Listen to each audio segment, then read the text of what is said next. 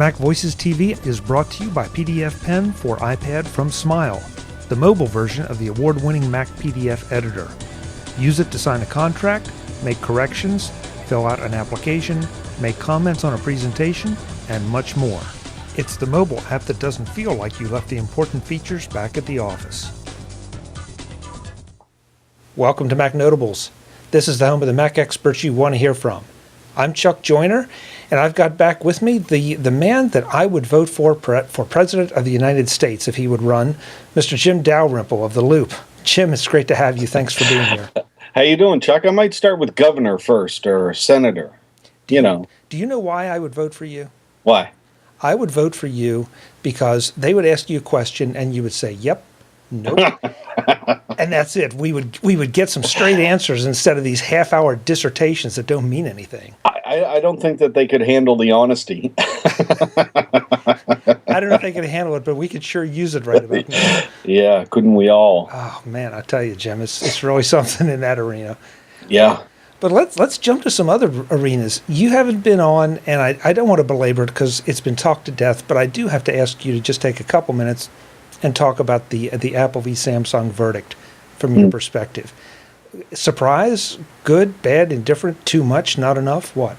I was surprised, actually, because you just never know what's going to happen with a trial and a jury. I mean, they could understand it perfectly and come up with the right verdict. They could not understand it and, all of a sudden come out with this verdict that doesn't make any sense. And once it's done, it's basically done. You can appeal and go through that whole process, but I don't know what the chances are of winning an appeal.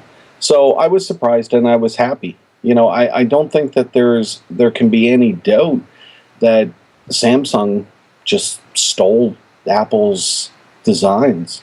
I mean, the phones looked exactly the same. So given that, I think they did the right thing. Well, not just the common sense approach, but also some of the documents that were presented, frankly, were pretty damning. They were. I mean, when Samsung's own executives say, yeah, make it look more like the iPhone. And then they have the nerve to come out and say, no, we didn't make it look more like the iPhone. Come on. Well, Samsung has become one of your new whipping boys. I mean, you're well known for some of your commentary about RIM. And now Samsung stepped into the breach a little bit. Does this mean you're going to give RIM a break? Well, RIM has been getting a break. I mean, really, it's no fun. They're down. They're out for the count, really. So my job is done there. Are you taking credit for it? Is that what you're saying? Well, I can't take credit for that. They did that all on their own. But when RIM first released announced the playbook, the press was all over them how great they were and that they were going to kill the iPad and really, my disdain for them started at that point, saying basically shut up and ship. Well, that was actually the name of the story that I wrote. Instead of talking about all this stuff, ship something. And when they finally did ship months and months later, it was garbage. So, I think that, I think at the very least, because that story ended up on TechCrunch and, a lot of other places, I think it helped open some people's eyes to what was going on. So, and now move on to Samsung. Jim, what do you think the effect will be on Samsung long term? I mean, obviously, $1 billion is nothing to sneeze at, but it's also not going to financially cripple them. No. Do you think that this will force them to really take a good hard look at the way they've been developing things and change the game a lot, or do you think they'll continue to try to skirt the edges a bit? Well, that's a good question. I would hope. If it were me, I'd want to stay far away from another $1 billion lawsuit. Because it's not just the money, it's the reputation. I don't really think that anybody thought that Samsung didn't copy everybody else, because they have for years. Apple's just the first one to call them on it. So I think that hit hard. And I was talking to Dan Benjamin today, and he brought up a good point that as a culture, they're very proud. And to have something like this slapped on them is hurtful to them. So, that may have a big effect on what happens in the future as well. In North America, somebody slaps something like that on us, and, okay, so we bankrupt that company and start up a new one and do the exact same thing, I mean, that's just, it's what happens here. But, maybe not there, maybe not in Korea, maybe, that would affect the chairman or the CEO in such a way that they would make those changes. That's insightful, Jim, and I don't think I've seen anyone write it up quite that way because of the cultural differences of the two countries and the two cultures. Sorry, that may have a bit more of a devastating effect, and yet there are plenty more suits of this very same nature going on all over the planet. Yeah, well, that's the thing, isn't it? I mean, this isn't the first. It's not going to be the last. I mean, these things are going to be going on for years. I mean, how many countries? There's, maybe a dozen countries where these lawsuits are going on. So it's going to be interesting to see what happens. But, I think that the U.S. is obviously a very big market for them, for both companies. So, well, they won one. Now we'll just have to see what else they can do. And that's not the end of it. I mean, Apple just put the Samsung S3 in a new complaint. So, now we have that one to go through. So, now we have to wait and see, was Apple's victory in the first lawsuit enough to make Samsung come to the table and say, okay, we don't want any more, just tell us what we have to pay. And, license the patents that Apple is saying that they're infringing this time? Or will they chance it and go to court again? I got to tell you, the lawyers for Samsung were terrible. They were like Keystone Cops. They were just terrible. I mean, they were asking questions that I never would have asked. They asked Schiller and they asked Scott Forstall, did you ever copy from Samsung? And he said, no, Apple wanted to do something great. We had no reason to look at Samsung. Ouch. I mean, Scott just basically said, all of Samsung's products are crap, so we don't need to look at those. And why the lawyer would ask him that question, I don't know. Didn't see it coming. That's a problem. Yeah, I sometimes feel kind of sorry for these attorneys that have to defend suits like this. And in this case on Samsung's side, because they almost have to misdirect or create something, since they know that the basic question is so devastatingly, the answer to the question before them is so devastatingly against them. Yeah, and quite obvious. When the documents that Apple is presenting are from Samsung, and the answer is, so obvious that they copied. How do you argue that? And they did try and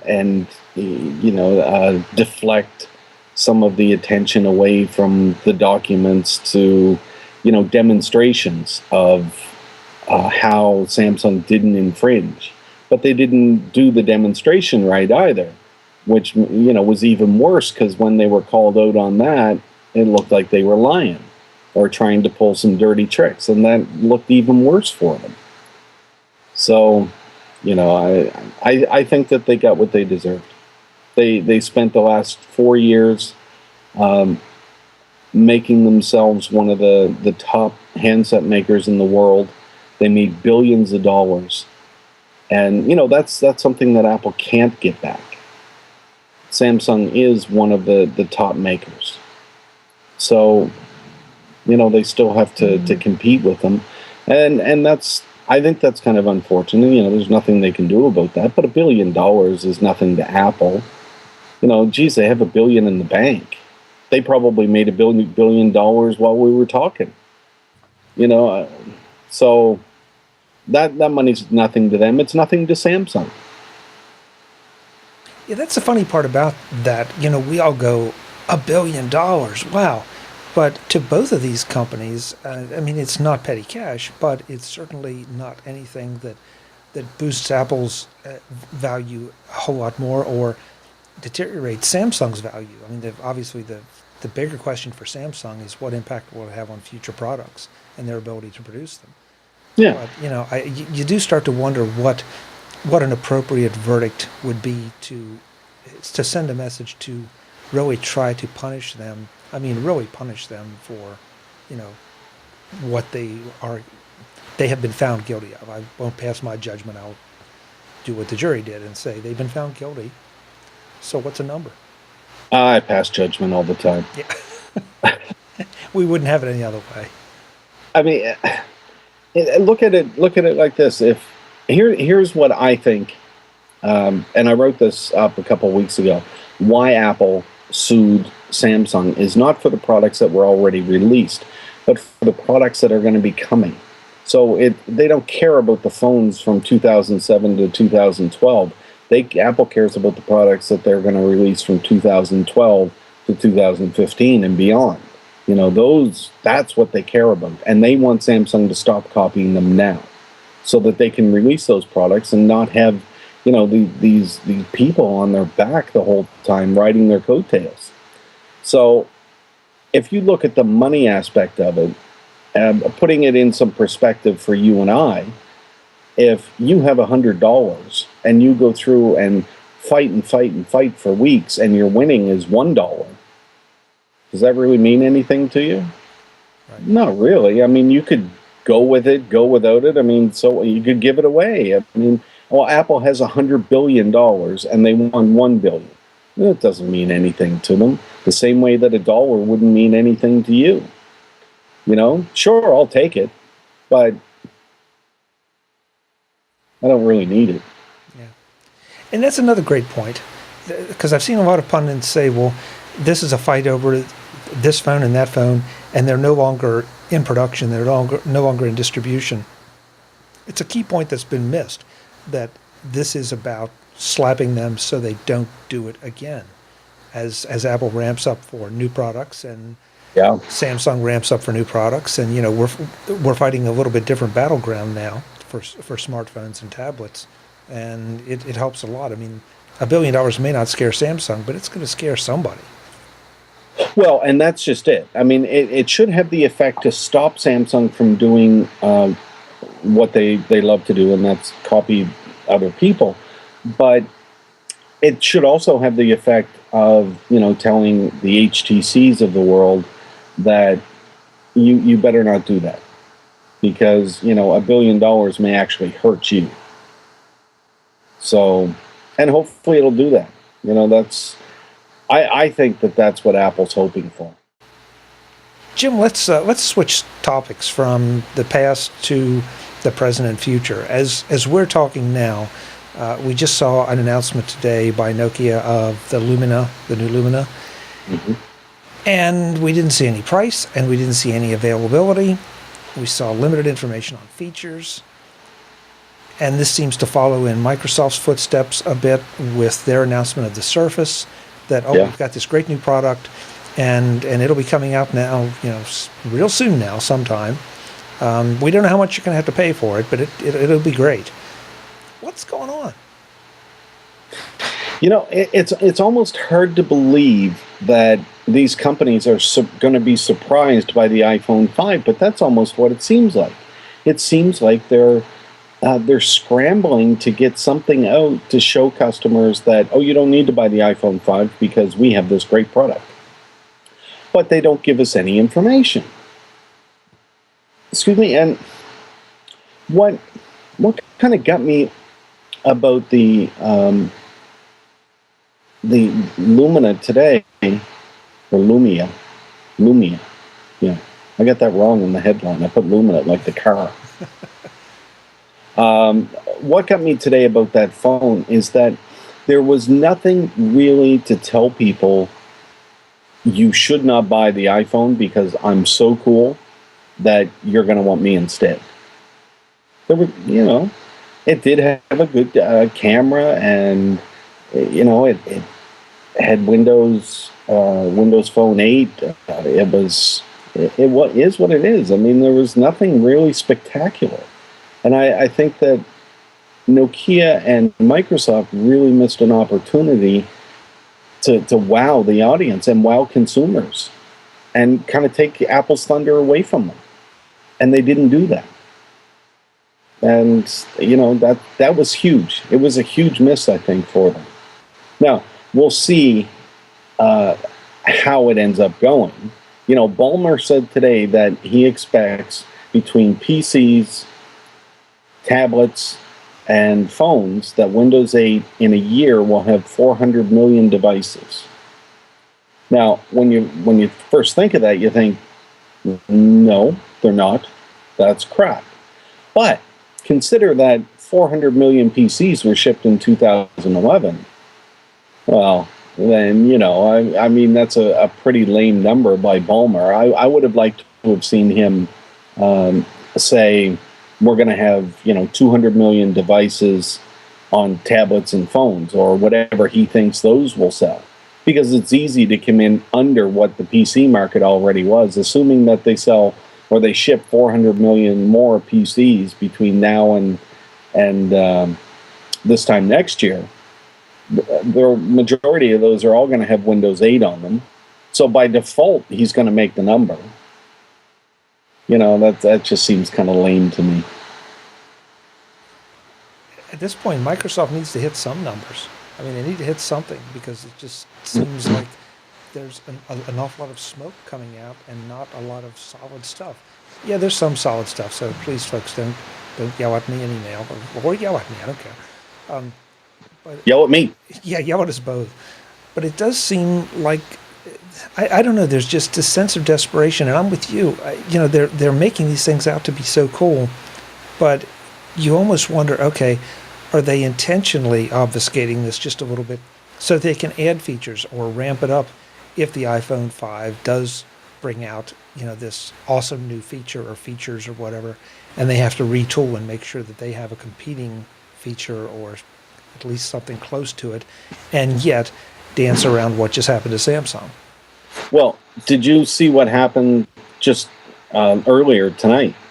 Samsung, did this whole ad that they had, and part of it was a guy that, I think he was on a bicycle. He was supposed to be filming, so it would cut to the film that he took on the Nokia phone, and then back to showing him. But as it turns out, he wasn't actually using the phone to film. There was a cameraman in a truck behind him that was doing the filming, and they represented it as being from the Nokia phone. Ouch. Ouch. Ouch. Oof. Yeah, that's not good. That can almost take us in another direction, and I'll go there for just a second, but there was a time you could do that. And whether it was right or wrong is another discussion. Right. But in a connected world, in a media-savvy world, with more and more people looking at this stuff critically, and being able then to the fact that it is a bit of a sham, I'm always blown away that they keep trying to get away with this stuff. Well, I think people these days expect to be able to see exactly what you can do with the device, and exactly what kind of content you're going to be able to get from it. And I really don't think that they showed that. They obviously they had a cameraman behind them. They showed what kind of I don't know, it was kind of sketchy what they did, to misrepresent it.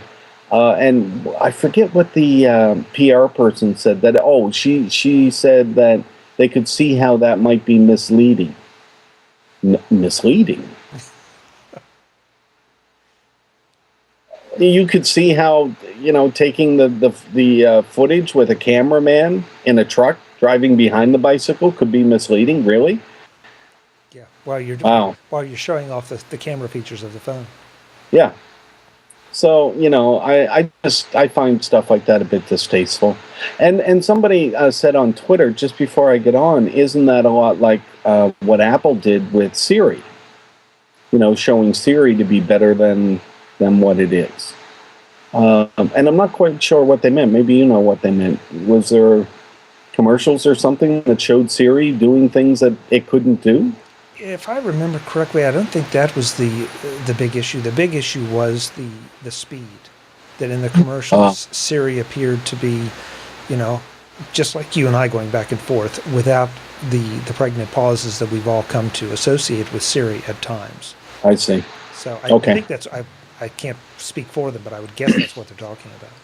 Well, because I don't have many problems with Siri. I mean, I fire it up and say, take me here. And it, that's what it does. I ask it, find me some restaurants. And it does. Which one would you like? Okay, take me to this one. Siri's like the best girlfriend ever. Where's Monique when I need her? That's why I talk quieter when she's around. Yeah, I've noticed. So I just didn't see the issue that people were, or that fellow was talking about with Siri, because I don't have many problems with it. I mean, sure, every now and then I ask it some silly things, or it doesn't hear properly or whatever. But, well, I think we can all accept a certain amount of dramatic license, or whatever the proper phrase is for what we're talking about here, that nothing ever performs exactly like it is in an advertisement. But I do think there are degrees here, and I'm not about to defend Apple's commercial, because I don't know if that's what the person is talking about. But saying that this is the image coming from this camera, and you're using this camera, and this camera is, 100% better. That's hard to defend any way you take it. Yeah. Well, maybe it is the commercial they were talking about, like with Scorsese. I thought that's a brilliant commercial, though. Because he's just gabbing so fast, and, in New York, and I just thought it was a great commercial. But, maybe that's what they're talking about. Because you're right, it is kind of like a back and forth that we're having. And I've seen it with friends and with myself. I think Siri works better for some people than for others, because of their voice, the tone of their voice, their dialect, their accent, a dozen different variables. So, if you're in a sound booth and you have the perfect voice for Siri, I'm sure she'll hit 100% of the time. If you are out in the real world, your numbers probably go down. How much? Depends on an awful lot of variables. Yeah, I agree. But, regardless of what they did for either entertainment purposes or, cutting those pregnant pauses, the feature should still work as it works, as it's shown. Substituting a completely different camera, that doesn't work as shown. Agreed. Yeah. Agreed. So, Jim, we don't play the game here of trying to get information out of you, but we are looking at what everyone believes will be an iPhone 5 event next week. Yes. And I'm going to ask a different question. I'm not going to ask about the features or whatever. I'm going to ask, what is it about the iPhone that seems to capture everyone's imagination and generate all this interest? I mean, obviously it's Apple, and Apple's at the top of the heap, and Apple's cool and all that. Yeah. But you don't seem to get, I don't care who it is, you just don't seem to get the same excitement generated for anything but an iPhone when it comes to smartphones. Is it Apple's marketing, or is it just Apple, or something else? Well, it's not that they don't try. I mean, Motorola had something today. Nokia had something today. We've got Amazon's going to have something soon. I don't know, maybe tomorrow. Everybody's having an event these days. And, they all try to copy the formula that Apple has for the events as well. And you see reporters tweeting and saying, "Oh, this is ridiculous. It's boring. It looks awful." It's, so it's interesting to see these companies try and copy what Apple is doing, even down to the keynote, and just fail so miserably at doing it. The reporters today, Motorola showed Google Chrome running on their device. And the reporters that I was watching on Twitter through this said, "Oh, come on! It's been on an Android device for months. Move on." Oh, that's not good. When people start doing that, not good at all. Um, so, to answer your question, some of it is certainly Apple's marketing. It's the mystique, I think, around Apple and its products and the buzz that it can generate. Um, but a lot of it is the products themselves. I mean, people expect good things from Apple. And if they don't deliver good things, then they'll hear about it. So, I think what people are expecting next week is, basically a larger screen iPhone. And if that's what they get, then they'll be very happy. But if they get, the same size iPhone and, they took the Retina screen out and it looks like somebody sandpapered the screen, then they'll get bad reviews. And people won't buy it. And that's the thing that, Apple has to concern themselves with as well. It's not just Samsung that wants to sell phones. Apple is not going to just sell anything. People expect a certain level of quality and they expect a certain level of design, and then they'll go buy it. But if that's not there, they won't. Jim, when the iPhone came out, it was a quantum leap.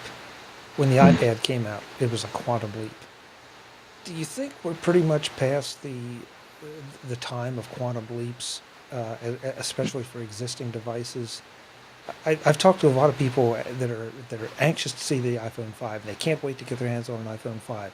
Never mind that they don't know anything about it. Yeah. And I ask them, okay, so what is it that you want? And the most that I hear that's kind of coherent is, well, I want a better camera, I want more memory, I want it to be faster. Right.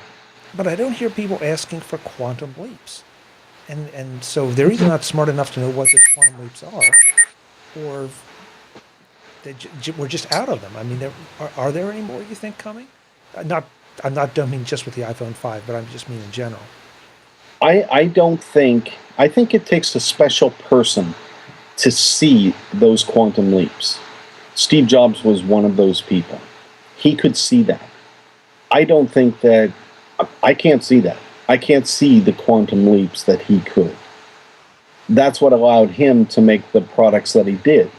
Not just the iPhone and the iPod and the iPad, but the Mac. That's what allowed him to create and market that, because they were quantum leaps. And he just kept delivering them. So I don't think people know what to ask for. And, what's that old thing, Henry Ford? If I ask my customers what they want, they'd say a faster horse and buggy.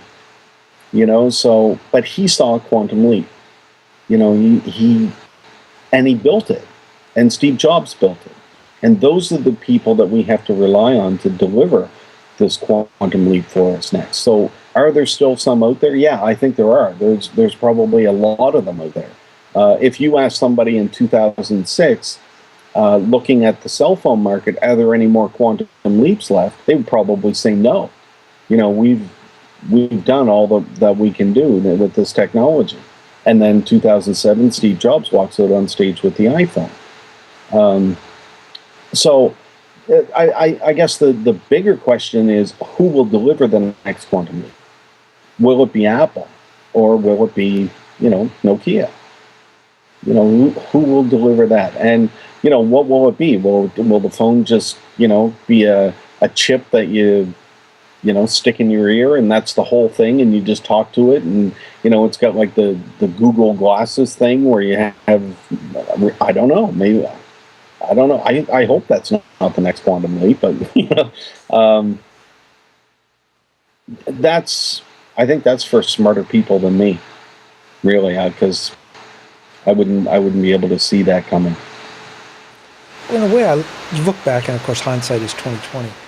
I look at the things that used to anger me or annoy me with my old cell phones, and so you could see where the iPhone, that somebody could take those and base a product on them. I'm not sure you could quite say the same thing about the iPad, but you could to some degree in places. But the funny thing is about these products right now is I don't have that many things. In fact, I'd be hard-pressed to really think about them that annoy me. that I say, gee, I really wish Apple would do this. Right. Or to my iPhone, or that to my iPad, or for that matter, that to my laptop. Sure, I'd like better, faster, bigger, cheaper. But so that puts me in the same class as everyone else. Right, and I'm there with you.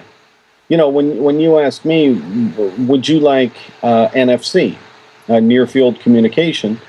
That, you know, that's the technology for your listeners that may not know. That's the technology that allows you to walk up to a checkout with your iPhone and just kind of wave it at some thing that's there, and it will take the money right out of your account. You know, so that's near field communication. If you ask me, do I want that? No. You know, it's nowhere. It's not ubiquitous yet. And until it is, what's the sense of having it on my phone? Get it out into every store so that I don't need to carry a credit card or a wallet or a bank card anymore. And I can just walk in with my iPhone wherever I want to go and just swipe and pay for something. I'm good with it. Then, yeah, now I want it. I'll put it on my phone. But the problem with a lot of this stuff, especially for, I don't know, I was going to say especially for geeks, but now it's getting so widespread, especially for anybody. Things like NFC become checklist items. And there's no point in having checklist items. This is a device that you're going to use every single day. And a checklist item is nice. Those are usually features that you can brag about. But they're not that useful because you can't use them yet. When I first got the iPad, my checklist item on the iPad was Need for Speed. I always had to have Need for Speed on my iPad because a lot of people couldn't understand what you could do with a tablet. Well, you know, what can you do with it? So I would, after, you know, showing them all the stuff that you could do, and I would turn on Need for Speed and say, look, you can steer. Oh, really? You can steer? Well, that's nice. I like that. Give that to me. Let me try. And they would steer and they would be going. You know, so it was a checklist item. It was cool. I never played it. I don't think I made it around the first corner. But it was good to have. So I think a lot of the items are like that. So when people say that they want more memory, everybody wants that. They want a better reception, better cell reception. Well, that's AT&T. You're never going to get that. You want, what else is there? Well, you could say NFC. You know, you want that in there. But what Apple does bring is something that the other companies don't. And that's the infrastructure in iTunes. So Apple can say, okay, from now on, when you download a new app, it's going to be downloaded on all of your devices at the exact same time. So if I launch, and I've done this, I think everybody has now, whether they do it on purpose or by accident. I bought an app on my my iPhone. I was going into a show, just a local, you know, concert type thing. It was actually a Cheap Trick that I was going to see, but just at the local theater. And the guy I was going with, my friend, said that he heard of this new band and told me about them. I went on iTunes, bought it. When I came home that night, I sat down in my chair and started listening to them on my computer. And I was at the second song before I realized that I didn't download it on my computer. I downloaded it on my phone. But at the same time, I'm, 10 miles away at a concert, getting it on my phone, it's downloading on my computer as well. And not just that computer, everything, my iPad, everything. So that's something that, this whole infrastructure is something that nobody else has. Nobody can compete with Apple on that. They don't even try to compete with Apple on that. So Apple is like a decade ahead of where any of these other companies are. So even if they start now building that infrastructure, it'll take them until 2022 just to get to where Apple is today. I mean, that's just fact. There's no way around that. Yeah, it's hard to envision. I mean, I guess somebody could invent something that sidesteps, that doesn't follow the same path that Apple has, the same trajectory, I guess, that Apple's on. But Maybe. it's hard to envision what it would be that would be portable, that would be as capable and as functional as these devices. Certainly, there's nothing wrong with Android devices. I mean, the No. Nexus 7 is an okay product, but it suffers from so many things that I've read and so many things that I've seen myself Right.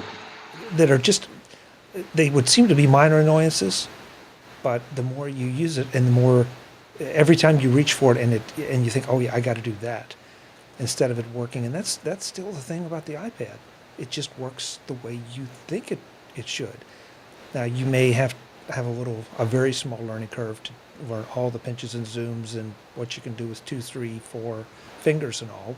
I still don't know all those. Yeah, but those are for the advanced users and the power users and the people that are really into it. But the average man can still pick up an iPad and get a lot done with it with almost no training. I just learned a couple weeks ago that if you do a 3-finger tap on your trackpad on the new MacBook, it will highlight the word and get the dictionary lookup for it. Yeah, I saw that tip going around, and yeah, I didn't know that. I didn't know that. So now I use it all the time, even if I don't need to, just because I can. Yeah, and those are nice features. I don't think you can be an expert in this stuff. You don't have to know them all. I mean, it's like key commands. I know the key commands for the applications that I use frequently. Could I be more efficient by learning more key commands? Absolutely. But is the cost benefit there? Not always. No. Well, that's with me and Pro Tools. Pro Tools is a massive application, and there's a lot of things that you can do. The thing that I need to know right now is, when I'm working on audio, I need to zoom in and zoom out quickly. So I have the 2 keys that can do that, and I need to cut the clip wherever the playhead is. And I know the key command to do that. I know some others, but that's basically what I need to be able to do when I'm scrubbing through audio to edit it. So that's what I focus on. And every once in a while I'll go back and, I know that there's key commands to, shrink the whole project down so that you can see it in one window, and there's all kinds of different key commands that you can do. I don't know them all by heart, and whenever I'm done a project and I've let it sit for a while, I'll go back and watch a video, that Groove 3 that I go to get, brush up on it again and get those tips and tricks back in my head. So, I mean, no, we can't learn them all. The people that write books, that's who, I mean, they don't know them all to use them. They write a book, so they have a list of key commands that can be done. Doesn't mean that they use them all the time. Yeah, and again, I think it's an interesting balance trying to put all that power there for the people that need it and want it, and still make it approachable, accessible, useful to the person who is going to just do something, off the cuff, 4 times a year. Yeah, and that's the whole thing. We use the devices differently. You use it different than I do, and I use it different than my wife does. But those either the key commands or the pinch and zoom, the gestures, they're all there depending on what you want to do. And if there's something that you want to do, you're going to find that gesture. You're either going to be playing around and find it, or you're going to post on Twitter and you're going to find it. One way or another, you're going to find that thing that makes it easier for you to use, and that's the beauty of it. I may never know that gesture, and may never care to know that gesture. Right. Jim, as always, you're very generous with your time. Really appreciate it. We'll probably end up talking to you sometime after the announcement on the September 12th, whatever it is, assuming it's the iPhone. And it looks like we're in for an exciting few weeks here, months, as we ramp up to the Christmas buying season. Who knows what else Apple will pull out of the hat? You never know. I mean, you never know. They could have a lot of stuff. They could, release the iPhone and that'll be it. I don't think so. Well, we'll be anxious to hear what your reaction is once it's actually out of the hat. Yeah, and I'll be there next week. Oh, you're going out? Yeah. Good. Yeah, I'll be there. So I'll be doing a live update from the event on the loop. So it'll be, it's going to be fun. Great. Well, we'll look forward to that and talking to you afterwards and seeing what your thoughts are on what we see. Sounds good. Jim, thanks so much. It's always a pleasure. Thanks a lot, Chuck. I appreciate it.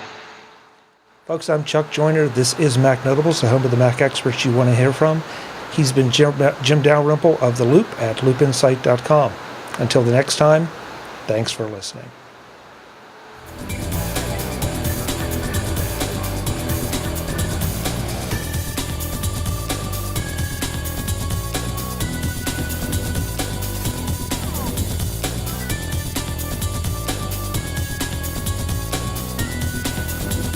Mac Voices TV is part of the Mac Voices Group at MacVoicesGroup.com. Advertising handled by Backbeat Media at BackbeatMedia.com.